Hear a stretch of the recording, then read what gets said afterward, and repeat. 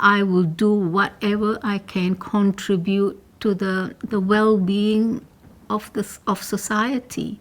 That is my role here.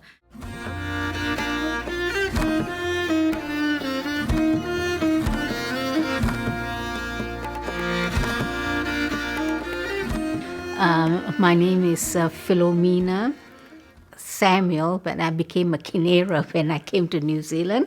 I was born in Singapore, had my education in Singapore, and I worked in Singapore for the civil service in an administrative role. And I have 3 siblings in Singapore, 4 nephews. My parents are deceased. And I met my husband in Singapore, and after 4 years of knowing him, I migrated to New Zealand. What a wonderful thing to do. Was that a hard thing to do? Was that a difficult thing to do, to leave your culture, come to a new country? It was a struggle.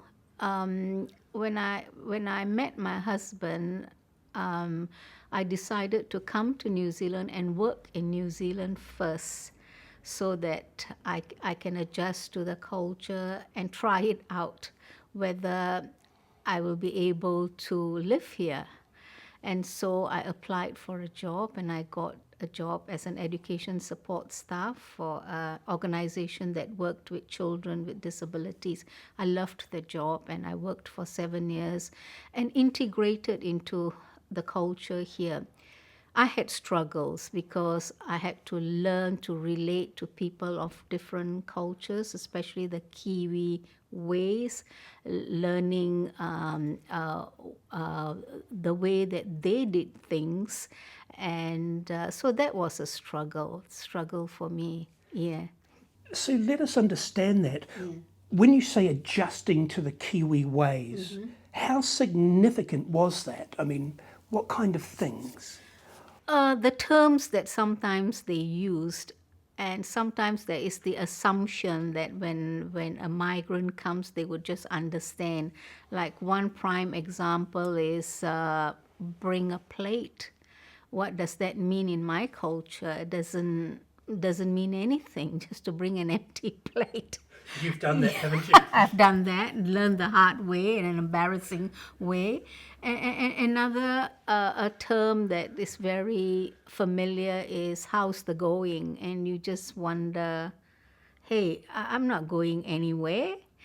So you got to adjust, because there's an assumption that you would know all these terms, and nobody took the time to explain it. And I guess I was in a position where I didn't have the courage to ask people to explain what do you mean by that. And so I learned along the way, and it was interesting when I look back. It was quite funny, humorous, yeah. And so that is an adjustment, and also leaving my family behind, and the culture.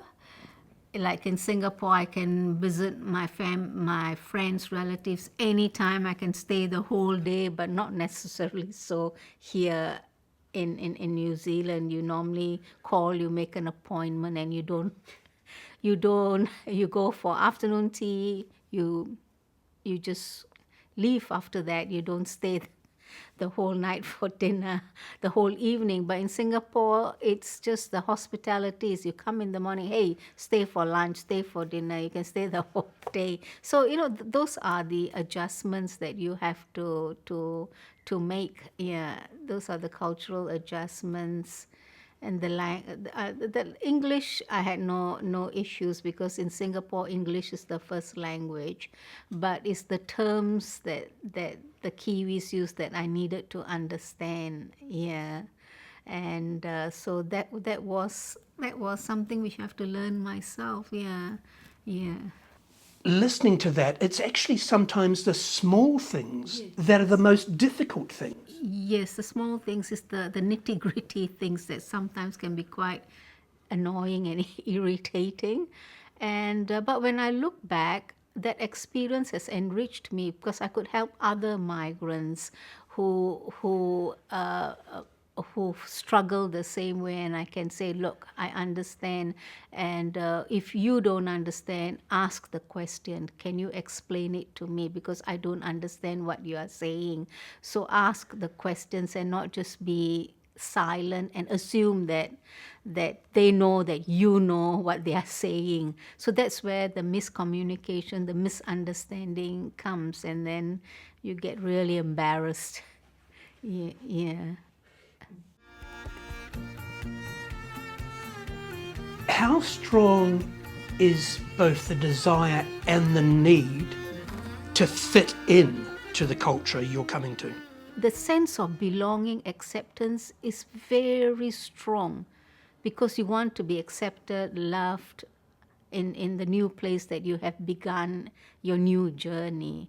And if you don't receive that, you feel very lost, and you don't feel that you are of value or worth in this new country, because you feel that nobody is accepting you. Yeah, so that is very important for everyone. It was important for me to fit in, to fit in, to fit in, and to be accepted and loved. Yeah. It actually appears it's easier for some people to fit in than others, because the dominant culture here might be considered to be white European Pakeha. Yes. You're not that. Yes, I'm not that. Yeah. So that creates a barrier. That the assumptions that the white Pakeha culture has of the Indians. Well, we Indians are from India, from Singapore, from all over, but not necessarily we are all the same. But sometimes that's the assumption, is that, they've come here to take over our jobs, and they will not fit into our culture the way we do things. And so there is that biasness and that prejudice also. And on my side, there is that strong urge to just fit in, and to do whatever is possible to be accepted and valued. Even at the risk of losing your own cultural identity? At times I think I had to push away my own identity, and try to adapt so much to the Kiwi way. But as I think, for me, as I mature, and then I come to a point, I say, no, this is who I am. This is my DNA. This is, I'm Indian, but I'm here in New Zealand, and this is my second home. I don't profess to be a Kiwi born here. I'm a Singaporean Kiwi. That is my identity here.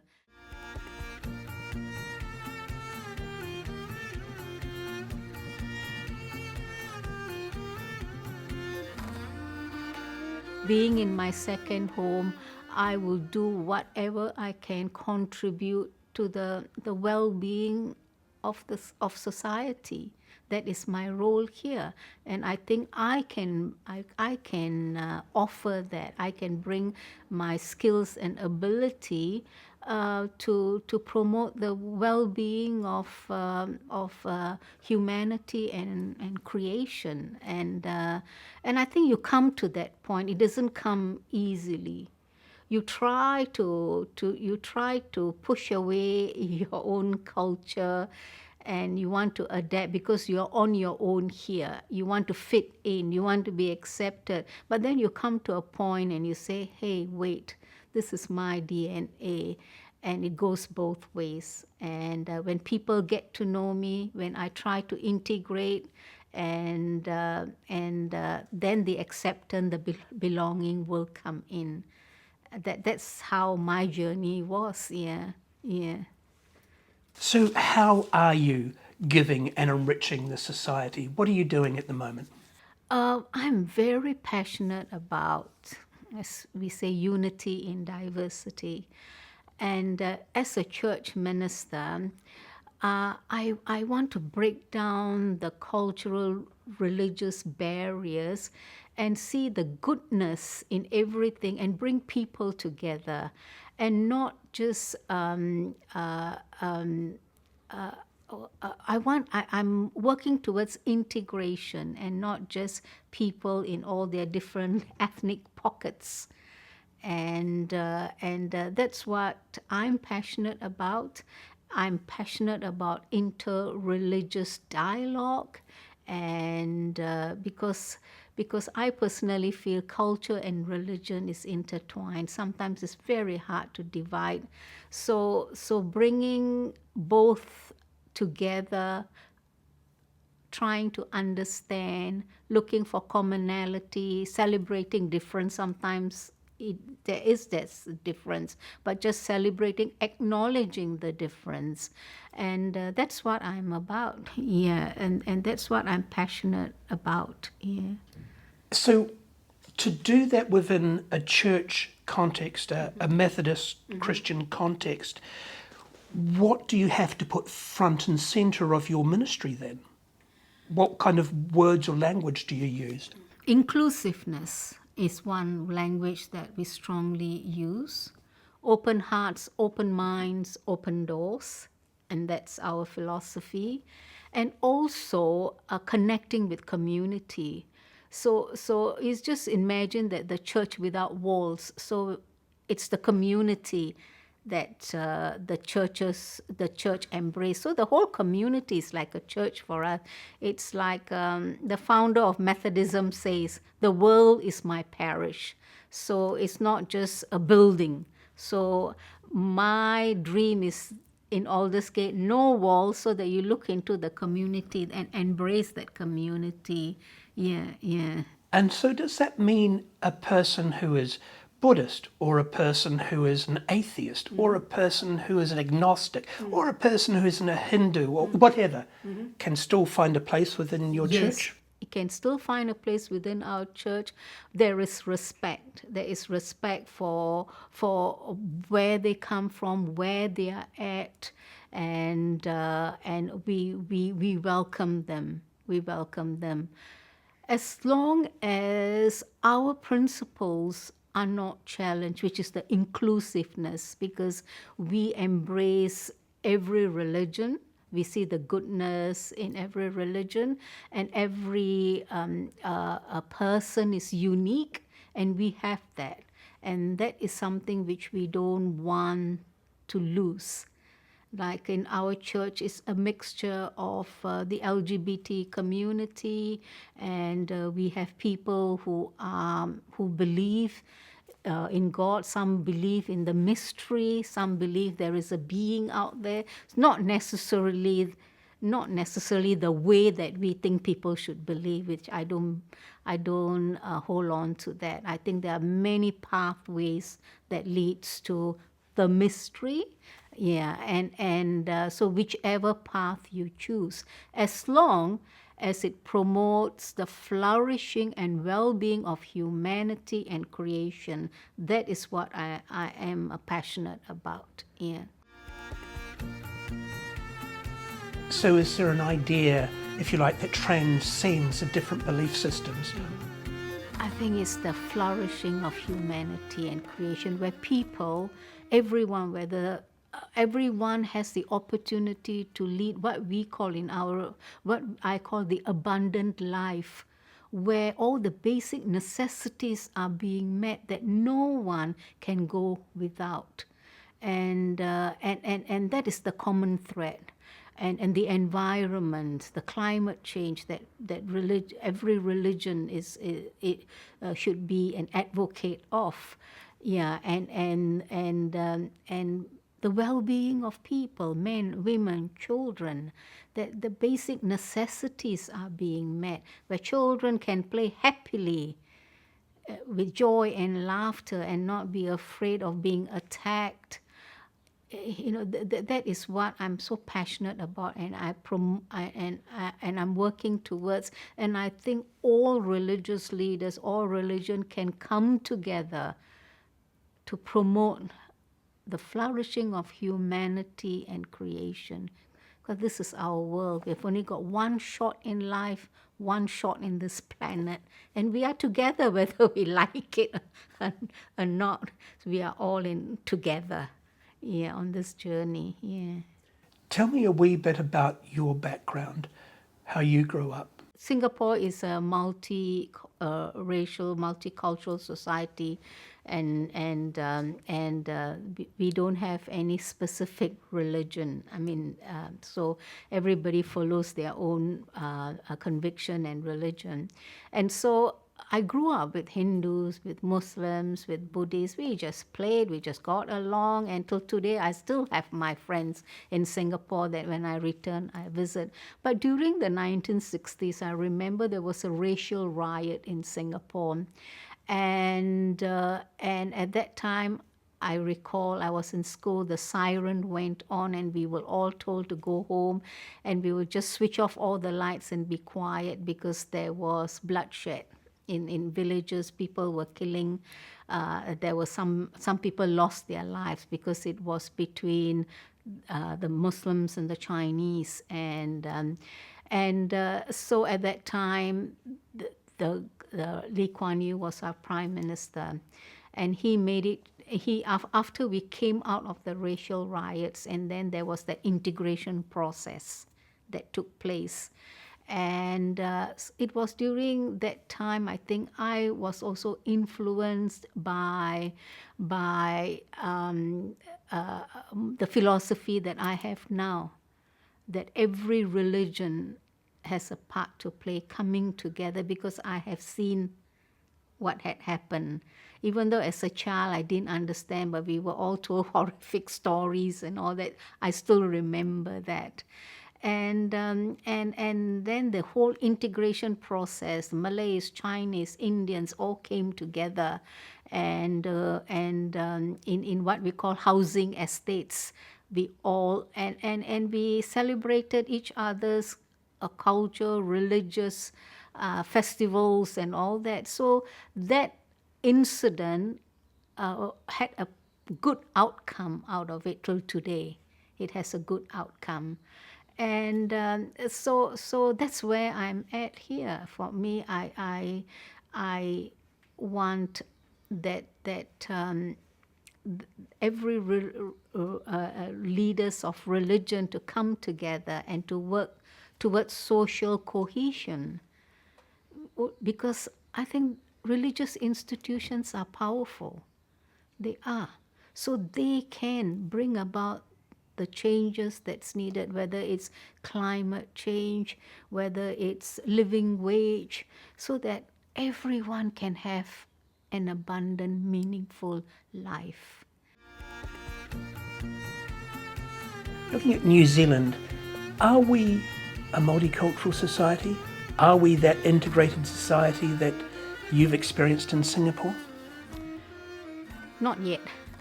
I think we are progressing, because there's so many things that are happening now with all the different festivals and all that. But I still feel that we migrants, including myself, tend to be comfortable in their own communities.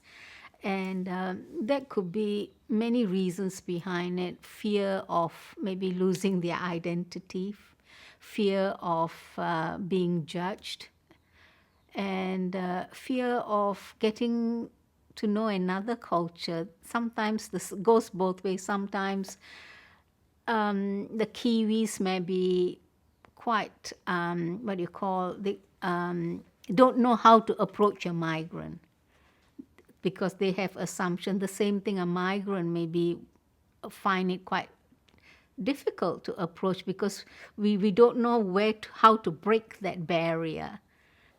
So finding ways to connect. Yeah, finding ways. And we are doing it now. Well, now we have one of the festivals that we got involved in at that time when I was a minister in Rangiora was the Holy festival where everybody just threw the color at each other, irrespective of who you are, where you come from, and that was a fun way to break that barrier. And I think that was very good, especially I think at that time 80% were young people, and so we are getting there, because now I remember at the Riverside Market you have different festivals that people can come and learn and interact. I think we are becoming more aware, but I think it also it also involves a lot of effort from the migrant communities also to be more open, and also the Kiwis also, both ways to integrate. Yeah.